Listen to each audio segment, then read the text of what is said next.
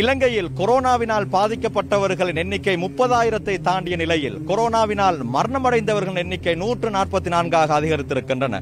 நேற்றைய தினம் 2 மரணங்கள், அவற்றுள் பிறந்து வெறும் 20 நாளான ஒரு ஆண் குழந்தையின் மரணமும் நேற்றைய தினம் சம்பவித்திருக்கின்றது. அந்த குழந்தையின் மரணத்திலே இப்போது சர்ச்சைகள் நிலவி வருகின்றன.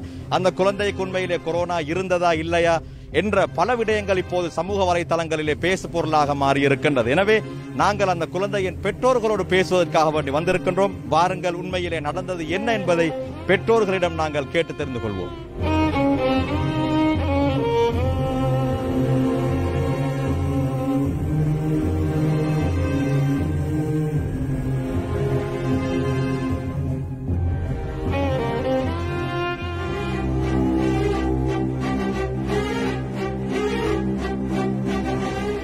இருபது நாள் நிரம்பிய அந்த குழந்தையின் ஜனாசா நேற்றைய தினம் நடைபெற்றது. அந்த குழந்தையின் வீட்டுக்கு நாங்கள் வந்திருக்கிறோம்.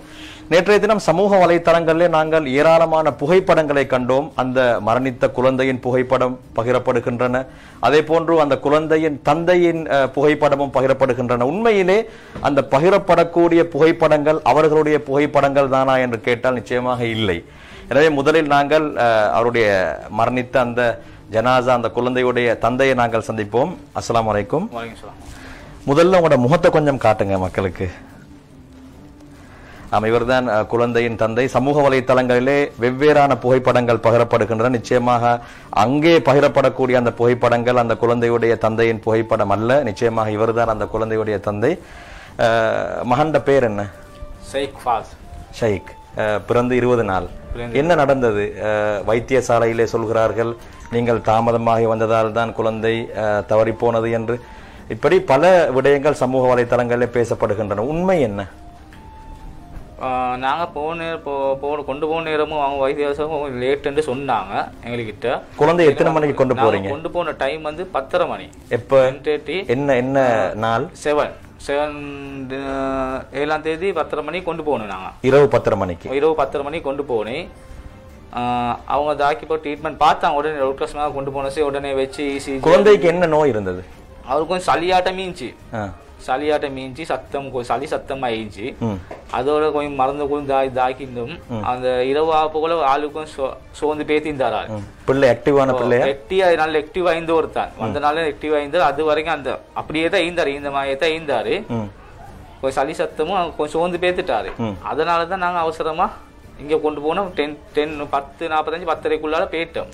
இரவு பேத்து அங்க போனசி டாக்டர்மாக எடுத்து பார்த்தாங்க. இசிஜியில் ஏற்றி சேலைனில் ஏற்றி புள்ளைய டெஸ்ட் எல்லாம் எடுத்தாங்க. எடுத்து புள்ள எல்லாம் பார்த்து நிமோனியாவுக்கு திரும்பத்துக்கு வாய்ப்பு இருந்துச்சுன்னு ஒரு கதைன்னு அங்கே சொன்னாங்க எங்ககிட்ட. நிமோனியாவுக்கு வாய்ப்பு ஒன்று இருக்குது, கொஞ்சம் இதாகிக்குது, கொஞ்சம் அதை நாங்கள் 7 மணி மட்டும் நாங்கள் தாக்கி எப்படி தாக்குவோம்ண்டு சொல்லி போட்டு கொஞ்சம் லேட்டாக இன்னும் 2 ஹவருக்கு பிறகு இது செக் பண்ணணும்னு சொல்லி செக் பண்ணினாங்க. பிள்ளையை செக் பண்ணியதுல வந்து பாசிட்டிவ்னு சொன்னாங்க.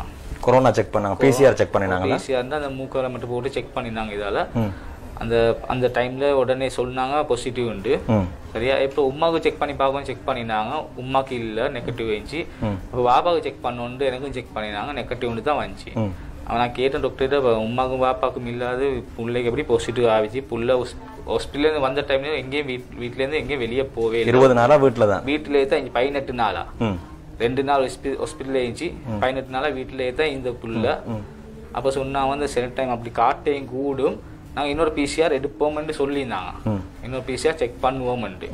அப்போ ட்ரீட்மெண்ட் பார்த்து அவங்க இப்போ கொரோனான்னு முடிவு பண்ணி அவங்களோட கொரோனா பேஷண்ட்டு பார்க்குற மாதிரி தான் இப்போ ட்ரீட்மெண்ட் பண்ணினாங்க பிள்ளைய. அதாவது 8ஆம் தேதி. 8ஆம் தேதியா 7ஆம் தேதி இரவு? 7ஆம் தேதி இரவு தான் போகணும். அது எப்படி விடியதால 12 மணி 12 மணி பொறுத்தான் கொரோனான்ற ட்ரீட்மெண்ட் பண்ணினாங்க. 8ஆம் தேதி விடிய அந்த 12 அதிகாலையிலே கொரோனா என்பது உறுதி. ட்ரீட்மெண்ட் பண்ணினாங்க. ட்ரீட்மெண்ட் பண்ணி போட்டு சரியா அந்த இரவு 8ஆம் தேதி 3:45 அவ்வளோ தான் ஐசியூக்கு போடணும்னு சொல்லி எம்ஐசியூக்கு தான் போடுறோம். சரியா? தனியத்தை வர வைக்கணும். உங்களுக்கு யாருக்கு மீக்கல உமாவை கூட ஈக்கத்துக்கு கீழே பார்க்கறதுக்கு கூட சொல்லி தான் எம்ஐசியூக்கு போட்டாங்க. எங்களையே வரவானம்னு தான் சொன்னாங்க. ஏதாவது இருந்தால் ஒன்றோ கால் பண்ணி தான் நீங்கள் விசாரிங்க. ஹாஸ்பிட்டலுக்கு வரவான்னு நீங்கள் வீட்டுக்குள்ளே இருந்துக்கோங்க. யார் சரி சொந்தக்காரங்க யாரை சரி அழைப்பிச்சு வர வச்சு கொண்டா பார்த்துக்கோங்க. பார்க்கறதுக்கு விசாரணை தான் பண்ணேலும் எங்களுக்கு விசாரிக்க மட்டும் இயலும். நாங்களும் சரி அவங்க சொன்ன மாதிரி நாங்களும் வீட்டுக்குள்ள தான் நாங்களும் போவோம். அவங்களோட கையில பாரம் கொடுத்துட்டோம். அவங்க தாக்கி தாரைன்னாங்கிறதுக்காக நான் கையில கொடுத்துட்டு வந்துட்டோம். தாயம் கூப்பிட்டு கொண்டு வீட்டுக்கு வந்துட்டோம். வந்து நாங்க மறுபடியும் மறுநாள் 8ஆம் தேதி கோல் அடிச்சோம். கோல் அடிக்க போல PCR ரிப்போர்ட் ஒன்று பண்ணி வரல. ரிப்போர்ட் 1 மணிக்கெல்லாம் கோல் அடிக்க PCR ரிப்போர்ட் இன்னும் வரல. அது வரும். வந்தசி பார்த்து PCR ரிப்போர்ட் வர முந்தையே உங்களுக்கு சொல்லிட்டாங்களா கொரோனா பாசிட்டிவ்? கொரோனா பாசிட்டிவ் புள்ள PCR ரிப்போர்ட் வரும்போது சொன்னீங்கன்னா வந்து அந்த இந்த இது தானே பார்த்தாங்க, அது தானே பார்த்தாங்க. அதை பார்த்து தான் இவங்க கொரோனா பாசிட்டிவ்னு பிள்ளைக்கு எங்களுக்கு நெகட்டிவ்னு தாக்கிட்டாங்க. முதல்ல செஞ்சது ரேபிட் ஆன்டிஜன் பரிசோதனை. மூக்கால PCR அல்ல, மூக்கால மட்டும் ஒரு இப்ப PCR ரிப்போர்ட் வந்து நாங்க செக் பண்ணி அனுப்பி சொன்ன உடனே டாக்டர் அங்க வச்சு சொல்லிட்டாங்க பிள்ளைக்கு நான் இன்னொரு PCR ரிப்போர்ட் எடுப்போம்னு சொல்லி போட்டு அப்ப நான் கோல் அடிக்க போல இந்த ரிப்போர்ட் வந்தில்ல உங்களுக்கு கோல் அடிப்போம்னு சொன்னாங்க அங்க ஹாஸ்பிட்டல்ல இருந்தவங்க. சரி போட்டு அப்படி நாங்க தாமதமா இருந்து போட்டு மறுபடியும் ஒரு 5:15 8ஆம் தேதி மாலை 5:15 அடிச்சோம். அடிக்க போல டாக்டர் பேசுறாரு, புள்ள மோசம் பேத்துட்டு 4:15 புள்ள மோசம் பேத்துட்டு. அது வரைக்கும் எங்களுக்கு அறிவிக்கல. புள்ள மோசம் போனதை பத்தி எங்களுக்கு அறிவிக்கல. நான் கோல் அடிக்க போது எங்களுக்கு அறிவிச்சாங்க 4:15 புள்ள மோசம் பேத்து சொல்லி. அதுக்கப்புறம் நாங்கள் உங்களுக்கு கோல் ஒன்று தாரோம், மறுபடியும் லேட்டாகி கோல் ஒன்று சரி அடிங்க என்று சொல்லி வச்சுட்டான். சார் நாங்கள் 6 மணியாக 1 hour கழிச்சு மறுபடியும் கோல் பண்ணினோம். கோல் பண்ண போகல டாக்டர் சொன்னால் நீங்கள் வாங்க வந்து சைன் ஒன்று வச்சுட்டு போய்க்கு சைன் ஒன்று வைக்க உங்களோட இதுண்டு தாக்குறதுக்கு தான் சைன் வைக்கிறோம் வாங்கண்டு. சரின்னு போனோம். நீங்கள் மாத்திரம் நானும் மச்சானும் போனோம். பேத்து டாக்டர் கிட்ட MICU அந்த வார்டுல அந்த வார்டுக்கு தான் வர சொன்னாங்க. அந்த வார்டுல இந்த டாக்டர் கிட்டே போனோம். போன நேரம் அப்போ அந்த டாக்டர் வந்தாங்க. வந்து சொன்னாங்க இது ப்ரூவ் பண்றதுக்கு தான் உங்களுக்கு சைன் எடுக்கிறோம் என்று சைன் ஒன்று கேட்டான். நான் சைன் வைக்கும் போது நான் கேட்டேன் வந்து புள்ளை எங்களுக்கு தருவீங்களா, புள்ளைய தருவீங்களான்னு கேட்டேன். புள்ளைய தரத்துக்கேலா, நாங்கள் புள்ளைய தர மாட்டோம் தரத்துக்கேலான்னு சொல்லிட்டான். அப்ப நாங்க சொன்ன வந்து புள்ளைய தரலாட்டி எனக்கு சைன் வைக்கலா, நீ புள்ளைய தாரேன்னா நான் சைன் வச்சு எடுத்துன்னு போறேன் தெரியுமா. நீங்க புள்ளைய தரலன்னு சொல்லி போட்டு என் சைனை உங்களுக்கு நான் என்னது வச்சு தரணும், நான் சைன் வைக்க மாட்டேன்னு சொல்லி வந்துட்டேன். அதுக்கப்புறம் அந்த டாக்டர் எனக்கு கோல் அடிச்சு கொண்டு இருந்தான். மறுபடியும் கோல் அடிச்சு வருவீங்களா. நான் சொன்னா இப்ப பாத்தீங்கன்னா எனக்கு இதுல கொஞ்சம் இதாகிக்குது. நான் மறுபடியும் சந்தேகமாகி நான் PCR ரிப்போர்ட் ஒன்று எடுக்கணும், பிரைவேட்டா எடுக்கணும். சரியா, எனக்கு இப்ப எனக்கு வசதி இல்லை, இதை எடுக்கிறதுக்கு எனக்கு உண்டான வசதி இப்ப இல்ல. நான் எப்படி நாளைக்கு உள்ளால PCR ரிப்போர்ட் நான் எடுப்பேன். நான் எடுத்து ஐக்கு போறேன், நான் உங்களுக்கு சைன்ல நான் இதமும் வச்சு தாரேன். அதாவது உறுதியானப்போ நான் சைனை நானே வைக்கிறேன். வந்து நீ கூட நானே வந்து சைனை வைக்கிறேன். அதுபோ மறுநாள் நான் PCR ரிப்போர்ட் எடுக்கிறதுக்காக வேண்டி எல்லாம் போய் அவங்கள தாகி பேசிக்கி ஆட்களோட எல்லாம் தெரிஞ்சவங்க சொந்தக்காரங்க எல்லாம் தாய் கொண்டு தான் இருந்தாங்க. இதுக்காக வேண்டி பாடுபட்டாங்க, எப்படியாவது இதை எடுக்கணும்ன்றதுக்காக வேண்டி. இப்போ நான் ஹாஸ்பிட்டலுக்கும் போனேன். PCR ரிப்போர்ட் ஒன்று எடுக்கிறது பிரைவேட்டா டாக்டர் வருவாரான்னு கேட்கறதுக்கு டாக்டர்ஸ் சொல்லிட்டாங்க, எங்களுக்கு அப்படி வரத்துக்கே கவர்மெண்ட் ஹாஸ்பிட்டலுக்கு நாங்கள் அப்படி வரமாட்டோம். PCR ரிப்போர்ட் எடுக்கிறதுக்கு அப்படி எங்களுக்கு பிரைவேட்டா வருது எடுக்கிறதுக்கு இயலாது. உங்களுக்கு எல்லா ஹாஸ்பிட்டல போய் சாம்பிள் ஒன்று மட்டும் எடுத்துவாங்கன்னு சொன்னாங்க. அப்போ அவங்க சொன்னாலும் சாம்பிள் நீங்க கேட்டாலும் ஹாஸ்பிட்டல் உங்களுக்கு சாம்பிள் தர மாட்டாங்க. அவங்க எடுத்த ரிப்போர்ட்டும் உங்களுக்கு சாம்பிள் மறுபடியும் கிடைக்காது. நீங்க இதாக்கிட்டு அந்த மூலமா நாங்க இங்க பேசிக்கொண்டு போல மறுபடியும் கோல் ஒன்று வருது. நீங்க அவசரமா உங்களுக்கு வரையிலா வாங்க மோச்சரிக்கு வர 7 மண்டா வாங்க. இது 8ஆம் தேதி வாப்பா உமாண்டு இல்ல தாரண முடிஞ்சா வாங்க 8ஆம் தேதி மோச்சரிக்கு வாங்கண்டு 1 மணிக்கு இரவு 1 மணிக்கு பவல் 8ஆம் தேதி 9ஆம் தேதி 9ஆம் தேதி பவல் நேற்று பவல் 1 மணிக்கு இந்த நியூஸ் வந்து வரையிலும்டா வாங்க. அப்ப நாங்க போனோம். அது நான் போகல, எனக்கு ஏலா எனக்கு முடியல. அப்பயே நான் போனேன். பேத்து நானும் வெளியே இந்த வாகனத்துல உட்காந்து முடிய போன வாகனத்துல உட்காந்து என் மச்சான் தான் ஒழுங்கு அனுப்பினேன். பேத்து என்னென்னு பாத்துட்டு வாங்க, புள்ளைய சர்டிஃபை பண்றது கூப்பிடுவாங்களோ தெரியா, உங்களுக்கு தான் மோம் தெரியும். புள்ளைய யாரும் கண்டதில்லை இது வரைக்கும், நேரடி வந்து யாரும் வீட்டுக்கு வந்து கூட பார்க்கல. அப்ப சமூக வலைத்தளங்களில் பகிரப்படக்கூடிய புகைப்படங்கள் பொய்யானவை. சில புகைப்படங்கள் உண்மையான புகைப்படம் தைக்குது, சில புகைப்படங்கள் பொய்யான மாசுகள் போட்டு எடுத்த புகைப்படங்கள்ல பொய்யானது, மற்ற புகைப்படங்கள் உண்மையான புகைப்படங்கள் தான் ஈக்குது. சரியா?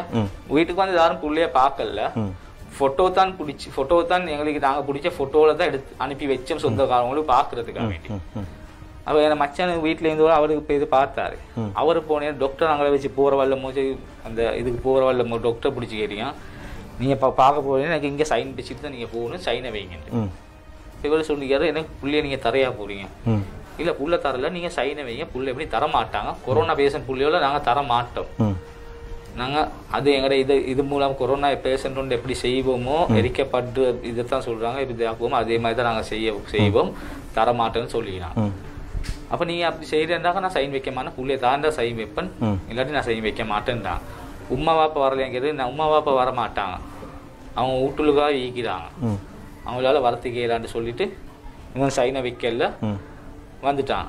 வந்துட்டு நாங்க மறுபடியும் இதை பத்தி நாங்க இதை எடுக்கணுன்றது சொல்லி கொண்டு இந்த பிசிஆர் ரிப்போர்ட் பிரைவேட்டா எடுக்கணுமென்று அதுக்காக நாங்க மறுபடியும் அங்கே தடமாறி கொண்டு ஈக்கிறோம். ஏதாவது டாக்டரோட பிடிச்சி வருவாங்கல்ல, ஏதாவது மூலமா எங்களுக்கு யாரையும் தெரியா சொல்றது, யாரையும் தெரியா ஏதாவது ஒருத்தர் பிடிச்சி சரி ஏதாவது பிசிஆர் ரிப்போர்ட் அப்படி எடுக்கலுமான்னு நாங்க பேசிக்கொண்டு டைம்லயே மறுபடியும் கோல் ஒன்று வருது. புள்ளைய வந்து இந்த எங்களுக்கு வீட்டுக்கு வந்து இது தந்துட்டு பேத்திக்கிறாங்கன்னு வீட்டிலேருந்து கோல் வருது.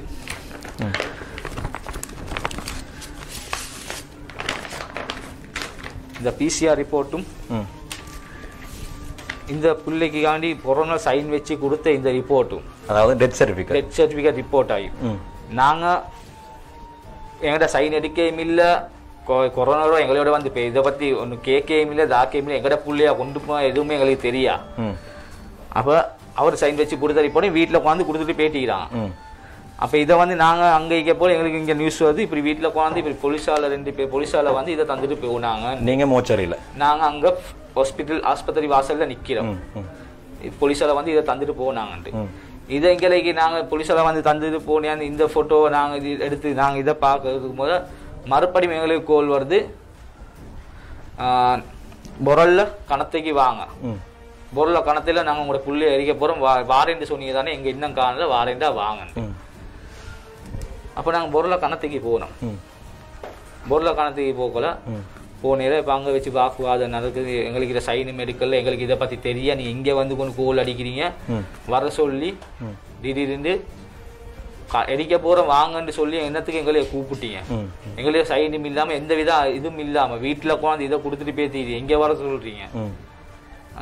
அதாவது சரியான ஒரு கம்யூனிகேஷன் இக்கல. ஏண்டா 24 மணி நேரம் தான் ஆகுது பார்க்க போனா, 4 மணி தான் மறுநாள் கணத்தையில எரிக்க போது 4 மணி 24 hours 24 மணி நேரத்தை இதை வந்து அவசரமா எடுத்து எரிக்கிறதுக்கு முடிவு பண்ணிட்டாங்க. அப்ப நான் கேட்டேன், அங்க எத்தனையோ மையம் வந்து எத்தனையோ சாவு வந்து அந்த இதுல ஈக்குது, இந்த ஆஸ்பத்திரியோட ஈந்து கொண்டு ஈக்குது, எத்தனையோ அதுவளுக்கும் அவசரப்படாத நீங்க இதுக்கு என்ன அவசரப்படி அப்படி ஒரு சட்டம் ஒன்று ஈக்குதான்னு கேட்டதுல இப்ப சட்டம் அமுல்படுத்தப்பட்டிக்குது, அதுக்கு அவசரமா இருக்கிறோம், அவசரமா இருக்கிறதுக்கு சட்டம் அமுல்படுத்தப்பட்டிக்குது அங்க உள்ளவரு சொல்லிக்கிறாரு. அந்த பிசிஆர் ரிப்போர்ட்டையும் காட்டுறான், இந்த பாசிட்டிவ் ஆவிக்குது, இதே ரிப்போர்ட்டை தான் அங்க காட்டினா பாசிட்டிவ் ஆவிக்குது எரிக்கப்பட்டி. எங்களுக்கு இந்த எந்த இதுவும் தரல, எங்கட இதா எங்கட மார்க்க விஷயமா நடத்துறதுக்கு இது தரல. நாங்க அதைத்தான் கேட்டோம். நான் கேட்ட வேற ஒண்ணும் இல்ல, மவுத்து சாரி புள்ள மவுத்து எங்கட மார்க்க இதா எங்களுக்கு மவுத்து எங்க மையத்தை எங்களுக்கு தாங்கன்றது இதை நான் கேட்டேன். இப்போது உங்களுக்கும் உங்களுடைய மனைவிக்கும் கொரோனா பிசிஆர் நெகட்டிவ், அதாவது இந்த உங்களுடைய வீட்டுக்கு வந்து பிஹெச்ஐ வந்து ஸ்டிக்கர் ஒட்டி நீங்கள் வீட்டுக்கு வெளியே போகக்கூடாது அப்படி எதுவும் சொல்லியிருக்கிறார்களா? அவங்க எதுவும் அப்படி சொல்லல. இப்ப நீங்க குவாரண்டைனும் இல்ல? நாங்க குவாரண்டைனும் இல்ல. எங்களுக்கு வந்து பிசிஆர் இந்த வந்து ஸ்டிக்கர் ஒட்டி வீட்டுலுக்கா வீரீங்க லாக்டவுன் பண்ணிக்கோங்களையா அப்படி ஒன்னும் சொல்லல. டாக்டர் சொன்னாங்க இரவு புள்ளி அட்மிட் நீங்க வீட்டுலுக்கா வீரீங்க, நீங்கள் வரவானம் சரியில்லை ஆஸ்பத்திரி நீ கூட நீங்க வரவான நீ விடு. டாக்டர் சொன்ன அந்த வாக்குக்காக வேண்டி நாங்க வீட்டுலுக்காவே இருந்தா அவட வாக்கு மதிப்பு கொடுத்து அந்த டாக்டர் ஒன்று சொன்னார் என்ற வாக்கு எங்கட புள்ளைய கொடுத்து என் கையில அவர் சொன்ன வாக்குக்காக நான் மதிப்புக்கு நாங்களே வீட்டை லொக் பண்ணிக்கோ, நாங்க வீட்டுக்கு தான் இருந்தோம், நாங்க போகல. அவங்க கோல் அடிச்சு மறுபடியும் வாங்கன்னு சொன்ன சொல்லி தான் ஆஸ்பத்திரிக்கு இரவு போனோம். அந்த 6:30 மணிக்கு மறுபடியும் இரவு போனோம். அவங்க வாங்கன்னு சொன்னதால இப்போ நேற்று மறுபடியும் வர சொன்னதுக்காக அதுக்கு போகிறோம். பேட்டு வந்து மறுபடியும் நான் வீட்டுக்குள்ளுக்கு தான் இருந்தோம். நேற்று மறுபடியும் கோல் அடித்து வாங்க அவசரமாக மோச்சரிக்கு வாங்கன்னு சொன்னதுக்காக வேண்டி தான் நாங்கள் மறுபடியும் அந்த இதை செய்யறதுக்காக வேண்டி வெளியே போனோம். இது வரைக்கும் அதுவும் அந்த பிசிஆர் இந்த ரிப்போர்ட்டை ஃபைபர் எடுக்கிறதுக்காக வேண்டி எல்லாம் வெளியே உள்ளங்கிற மச்சமாக ஃப்ரெண்ட்ஸ் மாகத்தான் வெளியால தான் அவங்க செஞ்சு கொண்டிருந்தாங்க. இல்லாமல் நாங்களா பேத்து வெளியே பேத்து தடமாறி கொண்டு உங்களுக்கு ஏதாவது சந்தேகங்கள் இருக்குதா இந்த ஜனாசால இது உண்மையா பொய்யாண்டு சந்தேகம் மீந்ததுக்காக வேண்டி தான் நான் பிசிஆர் ரிப்போர்ட் ஒன்று எடுக்க. ஏன்டா எனக்கு ஜனாசாவை என் கையில் எடுக்கணும்ன்றதுக்காக அந்த பிசிஆர் ரிப்போர்ட் வந்து பிரைவேட்டா எடுக்கிறேன்னு சொன்னேன். இவங்க வந்து அதை வந்து எரிக்கிறதுக்கு உடல்ல, அதுக்கு உண்டான வாய்ப்பையும் தரல, அவசரமா எரிக்க போட்டுட்டாங்க. அந்த வாய்ப்பை எங்களுக்கு தரல. அந்த வாய்ப்பை தான் நான் கேட்டேன். எனக்கு ஜனாசா கிடைக்கலன்ற இதுதான் இருந்துச்சு. இதே மாதிரி யாருக்கும் இது போல் நடக்கப்படாது. எந்த பிள்ளைக்கோ பெரியோ குழந்தைகளோ இதே மாதிரி நடக்கப்படாதுன்றதுக்காக வேண்டித்தான் நான் இதை சொல்றேன். 20 நாள் நிரம்பிய அந்த பச்சிலம் குழந்தையின் உண்மையான தகவல்களை அவருடைய தந்தை சொல்லியிருந்தார். அவர் இப்போது நீதி கேட்கின்றார். அந்த குழந்தைக்கு கொரோனா இருந்ததா இல்லையா என்பதில் அவருக்கு சந்தேகம் இருப்பதாக சொல்கிறார். உரிய அதிகாரிகள் நடவடிக்கை எடுக்க வேண்டும். நாங்கள் தொடர்ந்தும் வைத்திய அதிகாரியிடமும் பேசவிருக்கின்றோம். அதற்கிடையிலே இந்த ஜனாசாவோடு சம்பந்தப்பட்ட இந்த குழந்தையை வைத்தியசாலையிலே அனுமதிக்கப்பட்டதில் இருந்து மரணித்து எரிக்கும் வரைக்கும் இந்த குழந்தையோடு சம்பந்தப்பட்ட அவர்களுடைய உறவினர்கள் இருக்கிறார்கள். அவர்களோடு நாங்கள் பேசி பார்ப்போம். நான் வந்து மூத்தா போன பிள்ளையோட சாச்சா. நான் தான் ஹாஸ்பிட்டலுக்கு போனேன். ஹாஸ்பிட்டலுக்கு அந்த எம்ஐசிஹெச்சில் வர சொன்னாங்க. வர சொல்லி இப்படி தான் என்னை சைன் நிற்க சொன்னாங்க. நான் கேட்டேன், சைன் எதுக்கு எடுக்கிறீங்க? பிள்ளை எங்களுக்கு தரவான்னு கேட்டேன். பிள்ளைய தரமாட்டோம், நீங்கள் சைனை வச்சுட்டு போகணுன்னு சொன்னாங்க. நான் சொன்னேன், பிள்ளைய தராட்டி நான் சைன் வைக்க மாட்டேன், பிள்ளை எங்களுக்கு தாரண்டா மட்டும் தான் நான் சைன் வைப்பேன்னு சொன்னேன். அதுக்கு பிறகு நாங்கள் வெளியே வந்து அந்த பிசிஆர் ரிப்போர்ட் வந்து ப்ரைவேட்டாக எடுக்கிறதுக்கு தடமாறிட்டு இருந்தோம். பிள்ளைய பின் மற்ற கேட் வழியால் ஆம்புலன்ஸில் போட்டு எடுத்துகிட்டு போகிறேன்னு நியூஸ் ஒன்று வந்துச்சு. நான் என்னை வெஹிக்கிளில் நான் வெட்டிகிட்டே போனேன். பின்னுக்கு போனதும் என்னை வாசலில் நிப்பாட்டிட்டாங்க ஆட்டோ வெஹிக்கிளை. நான் உள்ளுக்கு போனேன். உள்ளுக்கு போய் போக்கலே கிட்ட வர சொன்னாங்க. கிட்ட வர சொல்ல நான் ஃபுல் ரவுண்டு அடிச்சுட்டு இப்போ போயிட்டு போகலே பிள்ளைய சுட செஞ்சு முடிச்சுட்டாங்க. உள்ளுக்கு போடுறாங்க. அவன்லாம் போட்டு 10 போட்டுட்டாங்க. கேட்ட கேள்வி சரி ஒருத்தர் பதில் சொல்ல வரல. எப்படி எங்கள்கிட்ட சைன் எடுக்காமல் பிள்ளைய எரிக்கிறதுன்னு கேட்டதுக்கு அது அவங்க நீத்தி ஒன்று போட்டிக்கிறாங்களாம் இந்தியிலேருந்து. இப்படி தான் பாரம் எடுக்காத பிள்ளை. நாங்கள் பாரம் எடுக்கத்தான் போனோம். ஆனால் பிள்ளைய தரமாட்டேன்னு சொன்ன பிறகு தான் நான் சைன் வைக்க மாட்டேன்னு சொன்னேன். இன்றைய சொன்ன நியூஸ்லேயும் டாக்டர் பேரையும் சொல்லிக்கிறேன். இப்படி தான் பிள்ளைய பாரம் எடுக்கிறதுக்கு ஒருத்தர் வரலன்னு நான் சொல்லல. ஏன்னா நான் ஹாஸ்பிட்டலுக்கு பேத்திக்கிறேன். நான் தான் போனது. உள்ளுக்கு போனது பிள்ளைய கேட்டது தரையிலான்னு சொன்னது போகிறோம். நாங்கள் என்னத்தை செய்ய? சைன் பண்ண மாட்டேன்னு நான் சொன்னேன். பிள்ளைய தரையாட்டி பிள்ளைய என்ன முன்னுக்கு தான் 10 வச்சாங்க போட்டு. ஒன்றும் செய்ய வழி இல்லாமல் போயிட்டு எங்களுக்கு. ஆனால் இவங்க செஞ்சது பிழை. இன்னொரு யாருக்கும் இந்த மாதிரி நடக்கக்கூடாது. எனக்கு உண்மையிலேயே சந்தேகமாக இருக்குது, இது பிள்ளைய கொரோனாவில் தான் மௌத்தாகினாங்களா இல்லாட்டி இவங்க என்ன செஞ்சாங்களான்னு சந்தேகமாக தான் இருக்கு எங்களுக்கு. ஏன்னா பிள்ளை எங்களுக்கு கண்ணில் கூட காட்டலை, என்ன நடந்துச்சுன்னு சொல்லவும் இல்லை. பாராளுமன்றத்தில் இருக்கிற அனைத்தும் தமிழ் பேசும் அமைச்சர் மாதிரி தான் சொல்கிறேன். இந்த மாதிரி நடக்க விடக்கூடாது. ஏன்னா கூடிய நடவடிக்கை எடுக்க பாருங்கள். ஏன்னா எங்களுக்கு நடந்த மாதிரி ஒரு இது வேறு யாருக்குமே நடக்கக்கூடாது, எந்த பிள்ளைகளுக்குமே நடக்கக்கூடாது. புள்ளோட மாமா, நான் மரமாக பேசுகிறேன். இந்த புள்ளோட ஜனாசா வந்து எங்களை கண்ணில் காட்டவும் இல்லை. நேற்று நாங்களும் போனோம். நாங்கள் கேட்க அவங்களோட கண் முன்னுக்கே எங்களோட புள்ளோட ஜனாசா இதாக்கினாங்க. ஆனால் எவ்வளோ இதாக்கியும் நாங்கள் கேட்க போகல, ஒரு பதில் எங்களுக்கு தாராங்க இல்லை. இது என்ன அரசாங்கம் உத்தரவு அப்படின்றாங்க. அரசாங்கம் உத்தரவு பிள்ளைய 10 வைக்கிறது அரசாங்கம் உத்தரவு கொடுக்குறது சரியில்லை தானே. நாங்கள் பிள்ளைய பார்க்கக்கூட இல்லை, பிள்ளைய மூஞ்ச கூட காட்டல. ஹாஸ்பிட்டலில் விட பிள்ளையோட மூஞ்ச காட்ட சொன்னாலும் காட்டையெல்லாம் எங்களுக்கு சைன் பண்ண காட்டுறேன்றாங்க. தென் ஹாஸ்பிட்டல்லையும் அப்படி தான் சொல்கிறாங்க. அப்போ நாங்கள் என்ன செய்கிறேன்? இந்த பிள்ளையில வந்து நாங்கள் பிள்ளையோட மூஞ்ச கூட பார்க்கவும் பிள்ளை எங்களுக்கு சந்தேகமாக்கி எங்கள்கிட்ட பிள்ளையாடி வேறுடா சட்டையாண்டு பிள்ளையோட சார் எடுத்தாங்களா இல்லையா கூட எங்களுக்கு பயமாக்கி. தயவுசெய்து இதுக்கு ஒரு முடிவு வேணும். நாங்கள் இவ்வளோ போராடி நான் நேற்று அவ்வளோ கத்துறோம் பேசுகிறோம் இதாக்குறோம், யாருமே முன்னேறல. அவனை ப்ரெஸ் மீடியாவும் இருந்தாங்க, மீடியாவும் எங்களை கணக்கு எடுக்கல. அவனோட நீட் பிஹெச்ஆல செய்கிறே தான் அவன் வீடியோ எடுத்தாங்க. எங்களை பேசுகிறத ஒன்றுமே வீடியோ எடுக்கல. இது அவ்வளோ எங்களுக்கு இதாகிக்கொண்டு கத்திக்கொண்டு நாங்கள் இங்கே ஒருத்தரும் எங்களை பக்கம் பார்க்கவே இல்லை. தென் முஸ்லீமுக்கு இது அநியாயமாக நடக்குது. இதாக எங்களை நாட்டில் நடக்கிற நிதாஸ் ரட்டன் சொல்கிற எதுக்கா சொல்கிற, சுதந்திர நாடுன்னு சொல்கிற எதுக்கா, சுதந்திர நாடுன்னு சொல்கிற வந்து எல்லாம் நிம்மதியாக்க வேண்டிய நாடு தான் சுதந்திர நாடு சொல்கிறேன். அப்போ எங்களுக்கு சுதந்திர நாடுன்னு சொல்லி வேறு இல்லை, இது எங்கள் முஸ்லீமுக்கு அநியாயம் தானே செய்கிறாங்க. இந்த புள்ளையன் இப்படி செஞ்சாங்க 20 நாள் புள்ளைய யாரும் பார்க்க வரல, உமா அப்பாக்கும் கொரோனா இல்லை, பிள்ளைக்கு மட்டும் கொரோனான்னு சொன்னால் இப்படி நம்புறேன். இது நாங்கள் பேசினா வந்து இதுக்கு ஒன்றும் பதில் தாராங்க இல்லை, பிஹெச்ஆலும் சொல்கிறாங்க அது அவங்களுக்கு செல்ல தேவையில்லைன்றாங்க.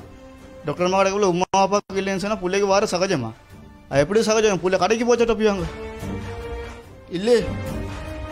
அப்போ பிள்ளைக்கு கொரோனா சொல்லி போய்த்தானு சொல்கிறாங்க. பிள்ளைக்கு என்ன சார் நடந்துச்சு, இவங்க மறைக்கிறதுக்கு கொரோனான்னு சொல்லி இதாக்குறாங்க. 24 hours பிள்ளைய இதாக்கிட்டாங்க. நாங்கள் என்ன இது முடிவு எடுக்க எங்களுக்கு பீஸா செக் பண்ண ப்ரைவேட்டில் போனோம், விசாரித்தோம். எல்லாம் சொல்கிறாங்க வந்து புள்ளையோட சாம்பலை மட்டும் எடுத்து வந்து தாங்க, சாம்பல் எடுத்து வரேன் தாரன் சார், அர்த்தம் வந்து தரமாட்டாங்கன்னு அர்த்தம். நான் ஒன்று கேட்டுக்கொள்கிறேன், நான் එකම එකක් ඉල්ලගන්නම්. මේ රටේ ඉන්න මිනිසුන්ගෙන් අම්මයි තාත්තට නෙගටිව් ළමයට පේසුටි කියන්නේ කොහොමද මේක? මේ ලංකාවේ ඉන්න අම්මලත් ඉන්නවා, දරුවෝ අම්මෙච්චලා අම්මලත් ඉන්නවා. ඔයගොල්ලන් හිතේත් මං ඉල්ලගන්නම් මේ ඔයගොල්ලන් පොඩ්ඩක් කල්පනා කරලා බලන්න මේ රටේ මේ වගේ සිද්ධියක් වෙලා තියෙන්නේ. අද මගේ ගෙදර නම් හෙට ඔයගොල්ලන්ගේ ගෙදර, මේ ගෙදර නිරෝධාන්‍යයක් දාලා නැහැ, PH එකේ ඉල චෙක් කරෙත් නැහැ, පෝස්ට් එකක්වත් අලවලා නැහැ. අපි සාමයෙන්ම තමයි ඉන්නේ, තාමත් ඇවිලත් නැහැ මේ වෙනතුරු. දැන් අපි යන්නේ මම එකක් ඉල්ලා සිටිනවා ආණ්ඩුවේ ඉන්න දෙමළ මිනිස්ටර්ලාගේ මන්ත්‍රීලාගෙන් ඉල්ල ගන්නවා එකම දෙයක්, මේකට අපිට සහයෝගයක් කරන් දෙන්න කියලා, මේ නීතිය අවලංගු කරන්න කියලා ඉල්ලා සිටිනවා. කොහොම කතා කරන්න කියලා. කවුරුත් මේ වෙනකොට කතා කරනවාදම අපි ආරංචි වෙලා නැහැ. මේ ළමයා පව් දවස් 20 ළමයා අපිට S2 එකට පෙන්නුවේ නැහැ ළමයා. S2 එක ඉස්සර අපිට ඉඳලා පිච්චුවේ. බලාගෙන ඉන්නත් බෑ අපිට. කතා කරන කලින් ඒගොල්ලන් මේක වැඩේ කරනවා. පව් දවස් 20 ළමයා. අම්මා හැම උනේ තාත්තා හැම උනේ විතරයි බල්ල තින්නේ. අපි අර මූණ බල්ල නැහැ හරියට. ෆොටෝ විතරයි බල්ල තින්නේ. ඇයි මෙයාගේ වැඩ කරන්නේ? අපිට කරන්න දෙන්න යුතු දෙන්න පොඩි ළමයි. කොරෝනාවත් අපි බලා ගන්නවා. நேற்றைய தினம் மரணித்த 20 நாள் நிரம்பிய பச்சிலம் குழந்தையின் விவகாரம் சம்பந்தமாக அந்த குழந்தையின் பெற்றோர்கள் பல குற்றச்சாட்டுக்களை முன்வைத்தார்கள். எனவே நாங்கள் லேடி ரிஜ்வே சிறுவர் வைத்தியசாலைக்கு வந்திருக்கின்றோம். பணிப்பாளரை சந்தித்து உண்மையிலே அந்த குழந்தைக்கு என்ன நடைபெற்றது, கொரோனா தொற்று இருந்ததா என்ற விடயங்களை கேட்டு தெரிந்து கொள்வதற்காக வேண்டி வாருங்கள் என்னோடு, என்ன நடந்தது என்பதை நாங்கள் கேட்டு தெரிந்து கொள்வோம். අධ්‍යක්ෂක ජෙනරාල්තුමනි, ඊයේ ආදාහනයට ලක් වෙච්ච බිලිදා කියන ඒගොල්ලන්ගේ පවුලේ අය බොහෝ චෝදනා ගොඩනගනවා. ඇත්තටම කුමක්ද සිද්ධ වුනේ? මේ කුඩා දරුවා 8 වෙනි දින සාමාන්‍ය උදේ 4ට පමණ අපගේ දැඩි සත්කාරයකගේ වගේම ක්‍රියාත්මක කරන ප්‍රාථමික සත්කාරයකය කියලා තියෙනවා. එතන විසඥ වෛද්‍යවරයෙක් වෛද්‍යවරයෙක් ඉන්නවා. ඒ දරුවා ගේන විට ඉතාමත්ම නිදිමතින් තද නිදිමතින් උස්ම ගන්න අපහසුයෙන් තමයි රෝහලට ගෙනල්ලා තියෙන්නේ. ඒ අවස්ථාවේදී ඒ දරුවාට එතනදීම කටින් බටයක් දාලා තියෙනවා පෙනහළුවට. මොකද උස්ම ගන්න අපහසු නිසා දානකොටම ඒ බටය තුලින් අධික ලෙස සැරව ගලාගෙන ආවිල්ලා තියෙනවා. මොකද ඒ වෙන විට පෙනහළුව වල තද නියුමෝනියාව නිසා සැරව පිරලා තිබිලා තියෙනවා. ඒතකොට ඒ සැරව ශක මැෂින් එකකින් මගින් ශක් කරලා ඉවත් කරලා ඒ දරුවාට ශ්වසනය ලබා දීලා ඊට පස්සුව එතෙන්ම එම ස්ථානයේම ස්ත්‍රේ අරන් තියෙනවා. ඒ ස්ත්‍රේ පරීක්ෂණ වලින් හොඳම පිළිඹු වෙනවා. පෙනහළු දෙකම ඉතාමත්ම තදබල විදියට නියුමෝනියාව සැදිලා පෙනහළු දෙකට ගොඩාක් ආසාදිත තත්ත්වයට පත් වෙලා තියෙනවා කියලා. ඊට පස්සුව ඒ දරුවා රෝහලක වැඩිම ප්‍රතිකාර හොඳින්ම ප්‍රතිකාර ලබා දෙන ස්ථානය තමයි දැඩිසච්චාරයක නැත්නම් ICU කියන ස්ථානය. ICU එකට යවුවා. ඒතර ICU එකේ මැෂින් එකකට සවි කරලා තමයි ඒ දරුවාට අවශ්‍ය ප්‍රතිකාර කටයුතු කරේ. නමුත් පැය 12ක් යනකොට මත්තෙන් වගේ ඒ දරුවා මිය යාමට සිදු වුණා. ඒ මිය යාමට පෙර අපි ඒ දරුවාගේ ඇන්ටිජන් ටෙස්ට් එක කරා. ඇන්ටිජන් ටෙස්ට් එක පොසිටිව්. නමුත් තවදුරටත් තවත් සනාථ කර ගැනීම සඳහා PCR ටෙස්ට් එකක් කරා. PCR ටෙස්ට් එකත් පොසිටිව්. ඒ කියන්නේ මේ COVID-19 කියන රෝගී තත්ත්වය සනාථ කරන්න කරන සාමාන්‍යයෙන් ජාත්‍යන්තර වශයෙන් පිළිගත් පරීක්ෂණ දෙකම පොසිටිව් වුණා. ඊට පස්සෙව දරුවා මිය ගියාට පස්සෙව අපි ඔවුන්ගේ දෙමාපියන්ට අපි දැනුම් දුන්නා මෙහෙම දරුවා මිය ගිය බවට. නමුත් දෙමාපියන් පැමිණුනේ නැහැ රෝහලට. ඊට පස්සෙව දුරකථනය මගින් දැනුම් දුන්නා. ඊට පස්සෙව පොලිසිය මගින් අපි කීප වටක්ම දැනුම් දුන්නා. ඔවුන් පැමිණියේ නැහැ. ඊට පස්සෙව අපි අධිකරණ වෛද්‍යවරයාට දැනුම් දුන්නා. අධිකරණ වෛද්‍යවරයා ඒ අදාළ පරීක්ෂණ සිදු කරා. ආදිසි මරණ පරීක්ෂකවරයාත් කරා. අදාළ පරීක්ෂණ කරලා අන්තිමට ඒගොල්ලෝ තීරණය කරා මේක කොරෝනා ඉතාමත් තදබල විදිහට ආසාදනය වෙච්ච රෝගියෙක් කියලා. කියලා ඒ පරීක්ෂණ වලින් සනාථ වෙලා තියෙනවා. ඒක නිසා වහාම ඒ දේහය පිළිසීමට තීරණය කළ තිබුණේ. ඒ අනුව දෙමාපියන් නොපැමිණි නිසා අපි රජයේ වියදමින් මුදල් වියදම් කරලා අපි ආදාහනය කිරීමට කටයුතු කරා. ඒ ආදාහනය කරන ස්ථානයට ඔවුන්ගේ ඥාතීන් පැමිණියා. හැබැයි මව සහ පියා පැමිණුනේ නැහැ. ඒ අනුව අපි මේ ආදාහන කටයුතු සිද්ධ කරා. වෛද්‍යතුමනි, ඒගොල්ලන්ගේ දෙමව්පියන් පවසන්නේ ඒගොල්ලෝ රාත්‍රී 10ට ලෙඩ ඍජුවේ ස්පිරිතාලට ආවා. හැබැයි වෛද්‍යවරු කියනවා 4ට ආවා කියලා පළවෙනි චෝදනාව. ඒ කියන්නේ පැමිණීමේ වෙලාවේ ප්‍රශ්නයක් තියෙනවා කියලා ඒගොල්ලෝ කියනවා. දෙවෙනි එක වෛද්‍යවරුන් කිව්වා කොරෝනා පොසිටිව්, ඒ නිසා මව පියා දෙන්නම ස්පිරිතාලට එන්න එපා කියලා වෛද්‍යවරුන් තමයි කිව්වේ. ඒ නිසා තමයි අපි ආවේ නැහැ කියලාත් කියනවා. තුන්වෙනි චෝදනාව තමයි දරුවා බිලින්දා නැති වුණායින් පස්සේ දුරකථන ඔස්සේ ඒගොල්ලන්ට දැනුම් දුන්නා එන්න කියලා. ඊට පස්සේ ඒගොල්ලෝ ආවා. නමුත් දේහය පෙන්වන්න කලින් බලෙන් අත්සන් කරන්න අපි පිළිස්සන්න යනවා කියලා ඒගොල්ලෝ බලෙන් අත්සන් ගන්න හැදුවා කියන චෝදනාවක් නගනවා.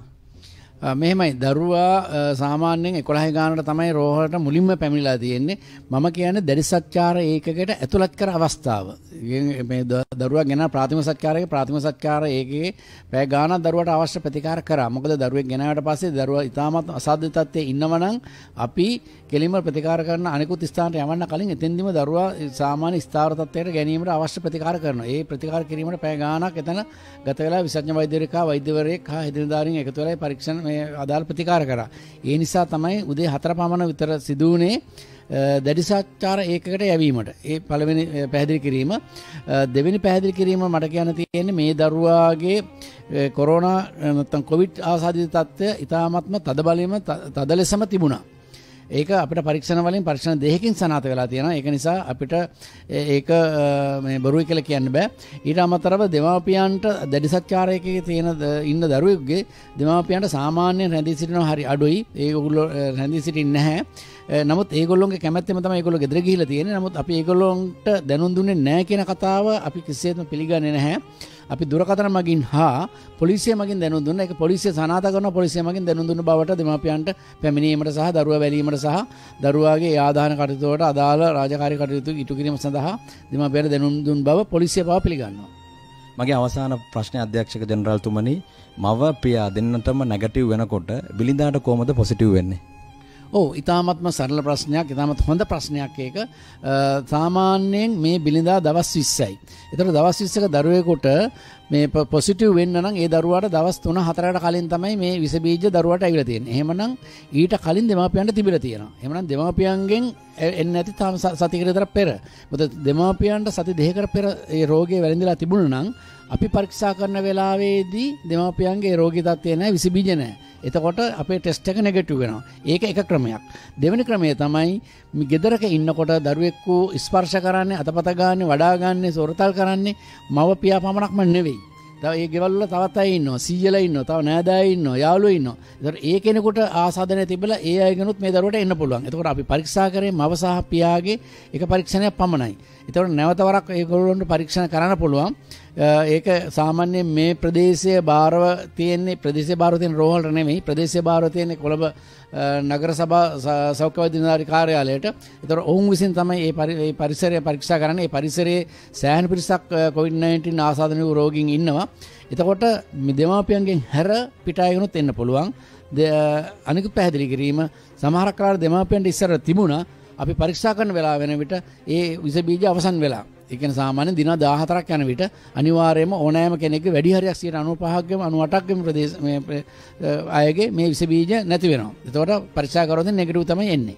අධ්‍යක්ෂක ජෙනරාල්තුමනි, දරුවාගේ දෙමව්පියන් චෝදනා කරනවා දරුවා මිය ගියන් පසුව ඒගොල්ලන්ට සැකයක් මතු වුණා මේ දරුවට ඇත්තටම කොරෝනා ආසාදිතයද නැද්ද කියන එක. ඒ නිසා ඒගොල්ලෝ ලේඩි ඍජුවේ ආයතනයෙන් ඉල්ලීමක් කරාලු අපිට පෞද්ගලිකව මේ දරුවට PCR එකක් කරන්න ඕන කියලා. එම ඉල්ලීමට හරියට ඇහුම්කන් දුන්නේ නැහැ. එහෙම කරන්න දෙන්න බෑ කියලා ඉස්පිරිතාලෙන් වෛද්‍යතුමන්ලා පැවසුවා කියන චෝදනාවත් ඒගොල්ලෝ නගනවා. එහෙම දෙයක් සිද්ධ වුණාද? කිසිසේත්ම නැහැ. මොකද මේ දරුවා රැගෙන ආවේ ඉතාම මධ්‍යම රාත්‍රියේ කෙනෙක් ඒගොල්ලොත් පිළිගන්නවා. එතකොට ඒගොල්ලොන්ට පෞද්ගලික PCR එකක් කරගන්න හැකියාවකුත් නැහැ. ඒකෝර අපේ රෝහල මගින් කරන ලද PCR පරීක්ෂණ දෙකකින් මේ දරුවාට ඉතාමත්ම තදබල විදියට මේ වෛරසය ආසාදනය වී ඇති බවට සනාථ වෙලා තියෙනවා. ඒ වගේම පෞද්ගලික රෝහලකින් PCR එකක් කරගන්න හැකියාවක් නැහැ. මොකද මේ දරුවා මේ රෝහලේ නවත්තලා තියෙනකොට 99%ම මේ PCR පරීක්ෂණ කරන්නේ කොවිඩ් ආසාදන සඳහා රෝහල් වල. ඒක නිසා අපි කිසිසේත්ම මේ දරුවා රැගෙන යන්න එපා කියලාත් නැහැ. එහෙම යවන්න පුළුවන් හැකියාවක් තිබුණෙත් නැහැ. අපි කිසිම ආකාරයකින් ඔවුන් ප්‍රතික්ෂේප කරත් නැහැ, කරන්න එපා කියලා ඔවුන්ට බල කරෙත් නැහැ. நேற்றைய தினம் மரணித்த பச்சிலம் குழந்தையின் பெற்றோர்கள் உறவினர்கள் சொல்லக்கூடிய விடயங்களையும் நீங்கள் பார்த்தீர்கள். அதே போன்று லேடி ரிஜ்வே சிறுவர் வைத்தியசாலையின் பணிப்பாளர் அவர்கள் சொல்லக்கூடிய விடயங்களையும் நீங்கள் பார்த்தீர்கள். உண்மையை தீர்மானிக்க வேண்டியவர்கள் நீங்கள் தான். நாங்கள் இருதரப்பு சாட்சிகளையும் உங்களுக்கு வழங்கி இருக்கின்றோம். எது எவ்வாறாக இருந்தாலும் ஒரு பொறுப்பு வாய்ந்த ஊடகம் என்ற வகையிலே நாங்கள் உங்களிடத்திலே கேட்டுக்கொள்வது, உங்களுக்கோ உங்களுடைய குழந்தைகளுக்கோ ஏதாவது நோய்கள் அல்லது நோய்க்குரிய அறிகுறிகள் இருந்தால் நீங்கள் தாமதிக்காமல் உடனடியாக வைத்தியசாலைகளுக்கு சென்று உங்களுக்குரிய சிகிச்சைகளை பெற்றுக்கொள்ளுங்கள் என்பதை தான் எம்மால் சொல்ல முடியும் என்பதை கூறிக்கொண்டு நிகழ்ச்சியை நான் நிறைவு செய்து கொள்கின்றேன். தயாரிப்பில் உதவிய அஜித் குமார், பிரகதீஷ் ராஜேந்திரம், ரப்ஷான் ஆகியோருக்கு நன்றி கூறிக்கொண்டு விடைபெற்றுக் கொள்ளும் நான் அப்துல் ரஹ்மான்.